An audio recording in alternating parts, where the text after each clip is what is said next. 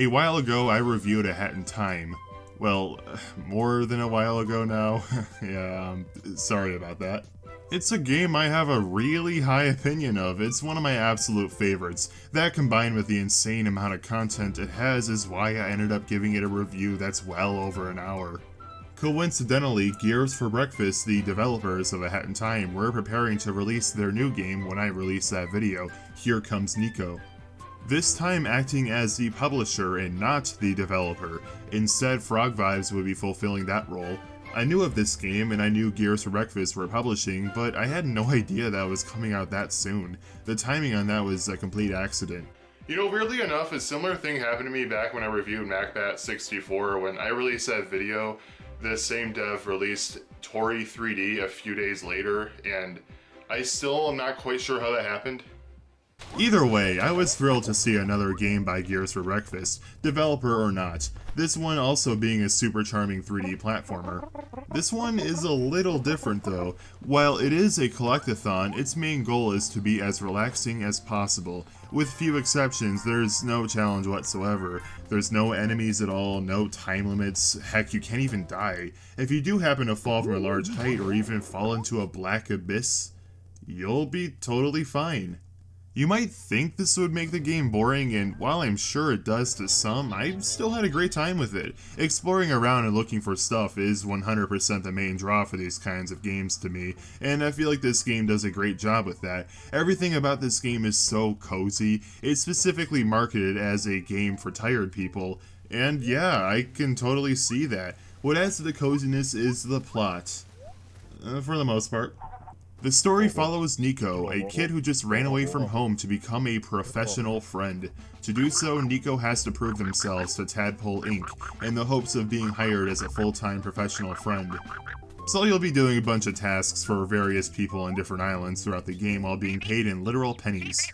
This is a cute idea as long as you don't think too deeply about the whole being paid to be a friend thing, though the addition of Niko running away from home is genuinely sad. They don't really go into the details aside from establishing a huge argument between Niko and their mom is what got Niko to run away to begin with. Between each level you get some kind of interaction between Niko and one of their parents or even one of their friends on the phone, usually through a voicemail and occasionally an actual call. The father doesn't seem mad at all, being much more understanding and even sees Niko in person at one point, but decides not to rat them out on their mom. The mother, however, wants them back but still isn't very nice about the situation, and even says something like, "Why can't you be a normal kid?" at one point. Okay, if I'm being honest, I'm pretty done with this stuff, but even before playing this game, things like Niko's androgynous appearance and the colors on the logo clued me in on the fact that this game was gonna have some kind of trans representation. And yeah, this story basically confirms it. It's so obviously a trans coming out story. I mean, they never actually state that, but come on, look at this. Not to mention that apparently the devs have confirmed that Niko goes by gender-neutral pronouns. I like this story because it's able to tell this pretty cozy, comforting plot of becoming a professional friend and being nice to everyone, while also having this much sadder plot going on in the background if you just read in between the details. I just think it's the best way to tell a story like that in a game that advertises itself as a 3D platformer for tired people. Back to the happy stuff. Like I said before, this is a chill 3D platformer collect-a-thon. There's no real challenge, the only thing you have to worry about is helping others so you can get coins, coins being the main collectible of this game.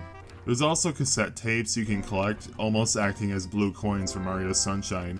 Every 5 allows you to trade in for 1 coin, except instead of 1 spot to do all the trading, there's 2 characters in each level that have 1 coin to trade. There's even some keys to collect that are used to get rid of these locked blocks. Weird thing is there's more keys in the game than you actually need. Still got them all for completion's sake though. There's bugs to collect in every level for reasons. And of course, who can forget the apples? Most people probably. Their sole purpose is if you get enough of them, you get an ability from this one guy that lets you jump really high at the cost of more apples. You literally never need this ever. I don't know why it's in the game. Would have been cool if you got something like up high somewhere and you needed the super jump for that, like this crane or something, but no.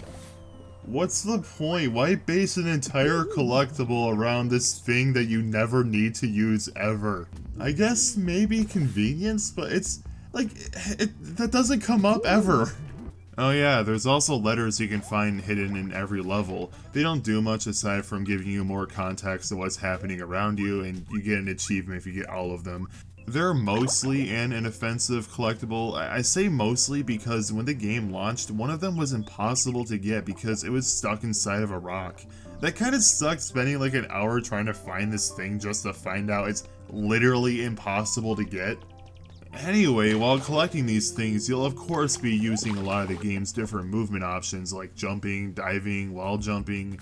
You can cling to walls, which is pretty handy dandy. It's especially useful when you combine it with a couple of dives. The movement is pretty basic, but that makes sense considering what this game is trying to do. If it had a complex moveset, it wouldn't really be a game for tired people now, would it? And if they really only had to pick a few moves, they picked the right ones. Wall jumping and diving, assuming they're handled well, are some of my favorite moves to do in any 3D platformer they're in. Wall jumping and diving just always allows the players to be a lot more creative with their movement, and that's something I always appreciate. And yeah, it's like that in this game too. Also, you can repeatedly dive in water and it looks stupid, but it's fun. The controls are definitely good. My one issue, and it's a pretty significant one, is they're 8-directional for whatever reason. This game really doesn't demand a lot out of you, so I guess it's not actually that big of an issue, but there's no denying that full 360-degree movement will always feel better in a 3D platformer. Throughout the game, you'll see a variety of islands acting as levels, 7 in total. You got places like a town built around a giant wind turbine, a forest with a giant mountain in the center, a public pool complete with a Hat Kid cameo, and even a Japanese-themed hot spring level. Just like the rest of the game, these are all like really relaxing areas. Oh, and they do that Mario Sunshine thing where you can see levels from other levels. A big fan of that. More games should do it. I love it. On these levels, you'll find loads of different characters. Some that are just there for some flavor text. I relate so hard to that one that is alone on this island because they're afraid someone will talk to them. Others will give you quests, with others populating the levels the further you get into the game. Some are one-time only missions, but others are quests you'll be doing variations of throughout the whole game. We got fishing, rolling around a janky hamster ball, playing some volleyball, planting flowers, sacrificing insects to your demon hedgehog lord, drawing random squiggles to somehow impress this artist, and helping out this turtle dude find his missing husband. I really don't like that last one. Basically, you gotta find that missing turret somewhere within the level and get him back, usually only while being able to make a limited amount of jumps. In a vacuum, there's nothing wrong with this objective. I just don't like it because most of these objectives aren't there on your initial visit in these levels, so I already fully explored these levels by the time these guys started showing up. It basically meant that I needed to re-explore this level I've already fully explored just to find this senile turp. Most of the other objectives introduced in later visits don't require this much wandering around aimlessly, but this one has a lot of that, and I would very much prefer if it didn't. Okay, but once you do find out, the actual process of figuring out how do you get back without jumping is actually fun, so there's that. Other repeated objectives can be cute at first, but get annoying pretty fast. The fishing one was kinda cool the first couple times, but the act of jumping into the parts of the water the fish are splashing around in gets old, especially when you have to sit through him talking every time, though it does get points for making a pineapple a thing you can pull from the ocean. The giant hamster ball is pretty jank and annoying to control, especially on day 1 where you could just fall under the island with no way of getting back outside of exiting the ball. This was super obvious too, like something you just can't miss. No idea how it made it into the released version. The concept of jumping into an arcade cabinet is super cool, but there isn't a lot of variety in these. Most of them are just find 5 bones, and it's never all that hard. I like the more platforming focused ones, but those aren't very common. None of these really take up that much time with the exception of maybe the hamster ball. It depends on how long you take trying to find those stupid seeds. But I really am mostly nitpicking here, and I do actually enjoy most of the repeated objectives. The volleyball ones were always pretty cool, with each of them having a different twist. I love the last one, which has this kaiju-sized ball with this overly dramatic filter and song playing in the background. It even flies across the entire level. This one's cool. The one thing is, there's an achievement for scoring at least 10 on each of these, and that was weirdly hard to get when this game first came out, at least with this forest one. The trees got in the way so easily, it was actually pretty frustrating. They've since cleared that area out, but I'm proud to say I got that achievement before they babified it.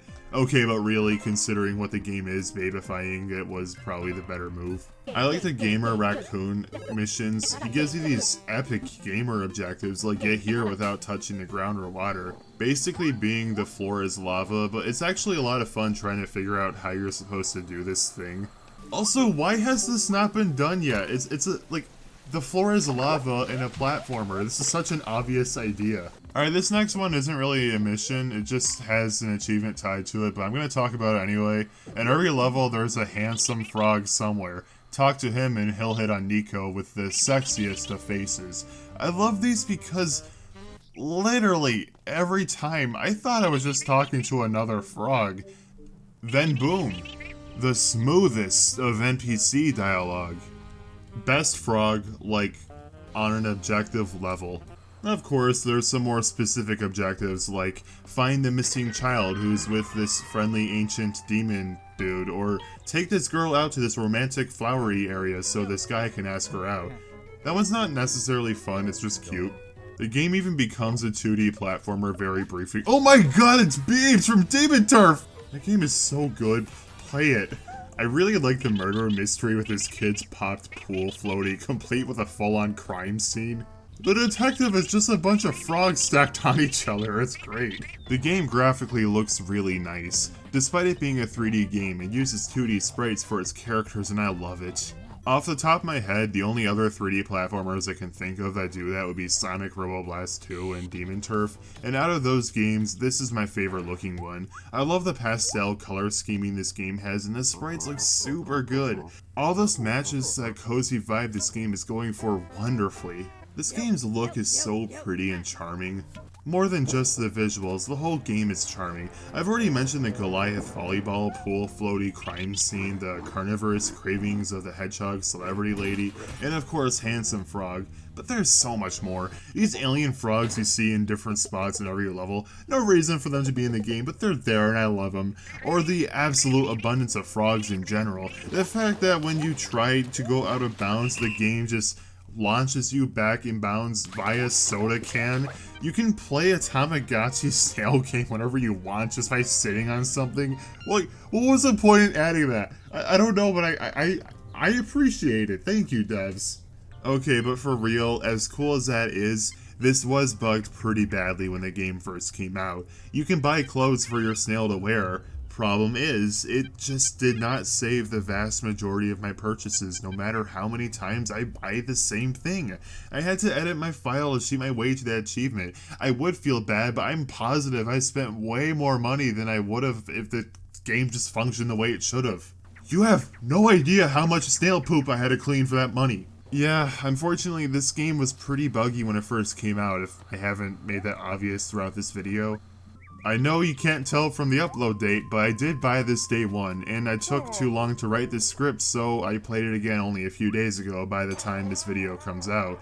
But that initial recording had a ton of problems. The game's world would just disappear in specific spots, often like really obvious in the way areas.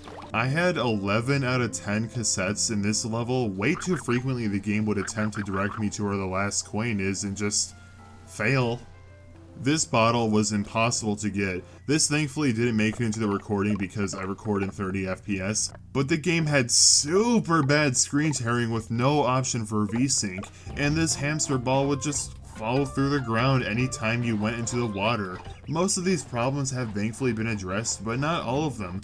The world deteriorating still happens in certain spots, just not in super obvious ones like before. I didn't mention this one, but the game still uses keyboard prompts for some actions even when you're using a controller, but not all of them. Super weird that this still is a problem. That makes me think the game barely had controller support in mind at any point in development, which would explain my complaint with the 8-directional movement from earlier. Yeah, it's pretty clear that this game should have been delayed. As much as I like this game, a lot of these problems are pretty inexcusable, even if they're fixed now. The game is at least now very playable, so don't let this stuff keep you from playing it. However, that doesn't change the fact that this was my first experience and plenty of people's only experience, though I don't want to make it out to be like playing it day one was a bad idea for me. For one, I got to show how buggy this game was, which I just think is good for the video. But also, I got a pretty unique experience by playing it this early. I was going for 100%, but no guides existed yet, and some of these things were super well hidden. I scoured these levels for hours, and I was able to find a lot of this stuff on my own, but not all of it. I ended up looking through the forums on Steam, and everyone else there was going through the same thing as me. There were whole discussions surrounding finding like 2 things in one level, and through those replies I was able to find the things I was missing. There's just something special about seeing a community come together, helping each other find things as it's happening, checking the same few discussions every 10 or so minutes, hoping someone would find that one last letter I'm missing or something. It was like I was watching a community-made guide being written in real time. Now there's plenty of full guides on everything in this game, which is probably preferable to the vast majority of people, but that community aspect was pretty great to experience firsthand, even if I didn't contribute anything myself. That's the kind of thing you can only experience within the first few days of release for a niche game, and I'm happy I did. Since then, a lot of the more obscure collectibles were made less obscure, which again is probably a good thing considering what this game is. I know that's the 3rd time I said it, but yeah, this is a game for tired people. It better be easy throughout the whole thing. But hey, it gave me some pretty good memories. This game may not be for everyone, but I like it, and you should play it if it looks cool to you. And that was Here Comes Niko. If a 3D platformer that has zero challenge and instead focuses on being as relaxing and charming as possible sounds like your thing, then yeah, high recommendation. The price is a little steep for a game that's like, I don't know, a few hours long, being at $25, so maybe it's worth waiting for a sale. And also, it's only available on PC right now. They said a Switch port is on the way, but they said this back when the game came out, which was like, I don't know, 10 months ago, so I'm not really sure what's going on with that. I guess keep it in mind, because I'm sure it's still happening. Either way, put it in your wish list. It's fun. I like it. Go play it. Alright, I should probably explain something here. It's been a little bit since I've uploaded. I mean, I made that All of the Other Reindeer video back in December, but that was technically a remake of a video I did the year before. So the last fully original BB64 video was A Hat in Time, which I made almost a year ago now. Yeah, I took a little bit of a break. I want to make something clear. Whenever I do that, that's not me quitting. I have no plans in quitting right now, and if that day ever comes, well, it will come. When that day does come, I'm not going to just leave YouTube abruptly. I'm going to say something. Not to mention, there's a few different games I want to review before this channel ends, so all I'm saying here is don't worry about me quitting YouTube if I ever have another long break like that. Hopefully, I won't take another break that long again, but we'll see, I guess. Don't want to promise anything. It's just, I do this purely for fun, and I decided I wasn't really enjoying it at the moment, so I took a break, and Sonic Origins coming out kind of got me to finally finish this video. And yeah, speaking of which, finally doing that thing I've been planning for 2 years now. Yes, I am finally doing the Sonic the Hedgehog marathon next, where I review every classic Sonic game and what I refer to as every modern classic Sonic game. So that'd be 1, 2, CD, 3 and K, 4 episode 1 and 2, and Mania.